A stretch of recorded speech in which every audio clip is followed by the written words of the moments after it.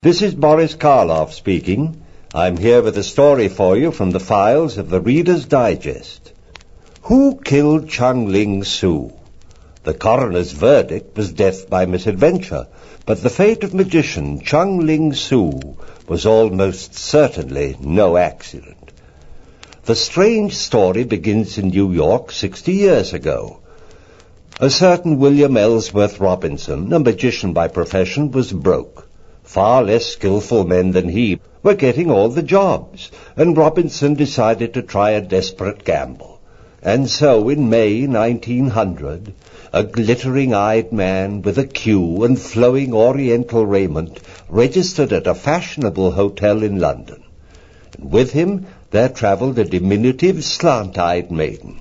They called themselves the illustrious Chung Ling Soo and his assistant Susie Scene.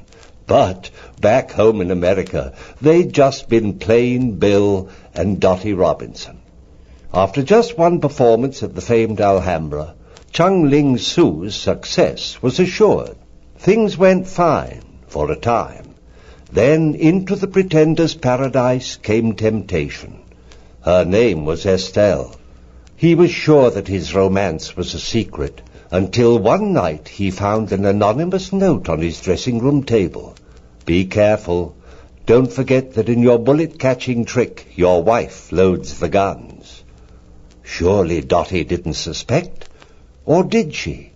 It wore on his nerves. So he decided on a divorce. He'd marry Estelle and end this worrying.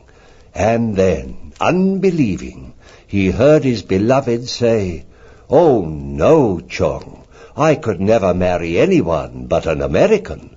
But I am an American, I'll prove it." Next day, dressed in Western clothes, he called on Estelle. She stared at him shocked. What she saw was an undistinguished man, halting and ordinary in speech. Where was the strange, alluring figure from the East? Miserably, Chung Ling Soo confided in a friend. "It's like having two men in one body," he said.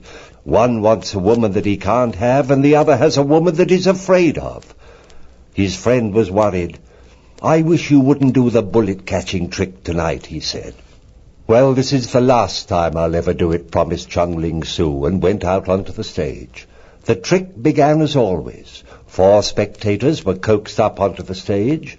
Other audience members were asked to examine the bullets. Then Dottie Robinson loading the bullets into guns. Then music, Chung giving the sign, fire. The curtain fell, and behind it, Robinson lay dead in the arms of the innocent Susie Scene. Houdini made a public statement explaining the gun trick. Normally, the bullets never left the guns. The performer carried duplicates in his mouth, but this time the trick mechanism in the guns must have failed to work.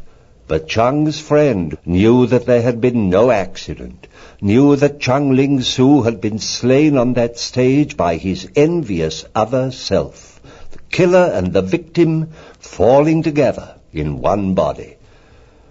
The sad but true story of the wizard Chung Ling Soo is from the Reader's Digest back files, but it bears a resemblance to an article in the current December issue of the magazine, also about some wizardry. In this case, the subject matter is more cheerful, for the wizardry involves some fabulous automatic devices which will do anything from steering an aeroplane to keeping the snakes in the zoo happy. The name of the article is "They're Wizards on Control," and I found it most interesting. I'll be joining you soon again with more transcribed stories, but until next time, this is Boris Karloff saying goodbye.